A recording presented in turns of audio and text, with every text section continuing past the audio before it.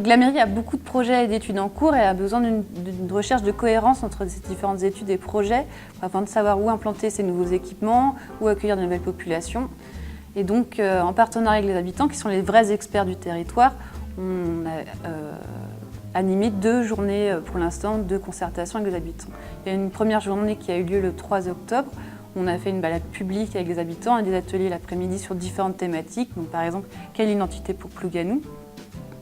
Et on a aujourd'hui fait, donc on est le 22 novembre, aussi un atelier à 18 h avec les habitants sur les différents espaces publics, de la place de l'église à l'entrée de ville, au parc de la Métairie et à l'espace Pierre de Coubertin. Donc ces différents espaces publics, comment les améliorer, comment les conforter et comment créer des cheminements entre eux.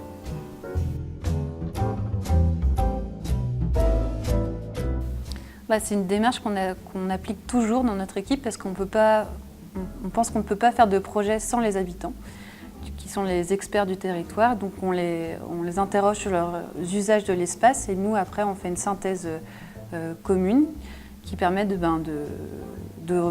mettre en avant leur expertise.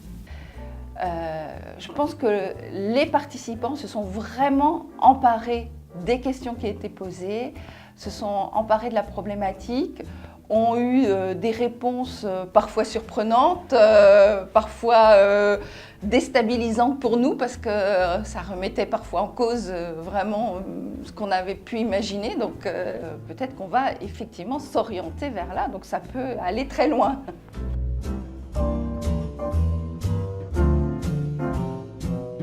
Si on part des plus farfelus, lorsqu'on a fait la réunion avec les enfants, c'était très intéressant, mais effectivement, on allait de la tyrolienne qui part du clocher de l'église jusqu'à un bowling souterrain sous le parking. Enfin, bon, voilà, on n'ira pas jusqu'à là, je leur ai dit. Mais voilà, il y avait des envies quand même. Ils avaient aussi des interventions sur redonner de la couleur au bourg, par exemple. C'était très intéressant. On s'est dit qu'il n'y a pas de couleur. Voilà, il y avait des interventions qui étaient plutôt pertinentes. Ensuite, c'est vrai, sur les équipements, on est tous d'accord qu'il manque certains éléments forts sur le bourg de Plougasnou. La maison des associations, maison des services au public, bibliothèque en fait partie. C'est aussi l'emplacement du pôle médical, c'est aussi l'emplacement de tout ce qui concerne un petit peu le pôle sportif avec la maison des boules plombées.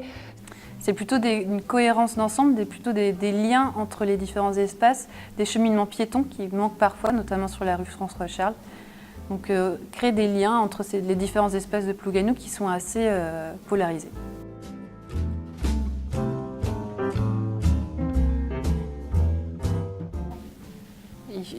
On réfléchit avec les habitants à un projet de nouveau quartier de densification du centre-bourg pour créer de la vie dans le bourg et pour amener une nouvelle population qui y sont permanentes. Surtout qu'il y a une réelle demande de la part des jeunes et des personnes âgées encore indépendantes de vivre dans le centre-bourg et qui ont besoin de cet espace. Et il y a un réel manque aussi de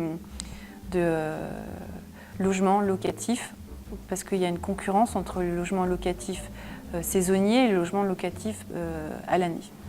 Trouver du locatif à l'année est compliqué sur Plougasnou. Donc notre devoir, c'est vraiment de répondre à cette problématique. Donc là, il y a un gros programme d'une quinzaine de logements qui vont du T2 au T4.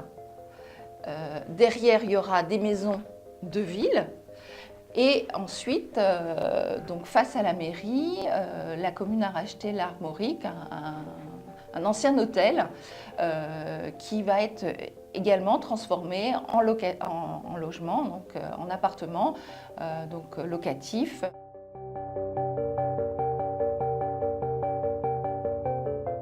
Alors le projet, il a débuté en octobre avec la journée de concertation.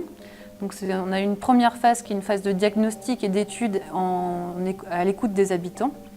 On a ensuite une deuxième phase qui est une phase d'élaboration de projets stratégiques. Donc c'est-à-dire le plan qui va permettre d'orienter les futures actions en matière d'urbanisme et d'habitat sur Plougasnou, et une troisième phase qui est une phase de restitution publique sur Plougasnou où les différentes conclusions de l'étude vont être présentées au public à travers une exposition et une réunion publique.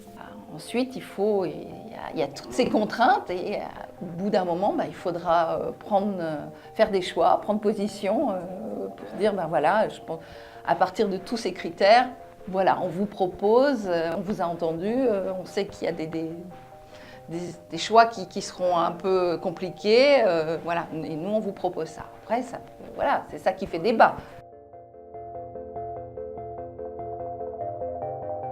Avant même ce schéma, il y a des choses qu'on sait qui vont évoluer. Donc par exemple, il va y avoir les travaux dans la mairie à partir du mois de mars. Alors, la mairie, on avait décidé de ne pas la bouger de place, donc ça c'est facile, c'est pour ça qu'on peut démarrer déjà les travaux. Mais le fait de faire des travaux dans la mairie engendre aussi des travaux dans la rue François-Charles. Et l'idée, c'était bien évidemment de se baser sur ce plan guide, ce schéma directeur, pour faire les travaux d'aménagement de la rue François-Charles, puisque c'est un axe important, un axe routier, mais on veut redonner toute sa place aux piétons et aux vélos. Donc c'était réaménager cette rue de façon à redonner sa place au cheminement doux justement et à la sécurisation des piétons, et retrouver aussi, on va dire, le lien entre le bourg et le pôle casino.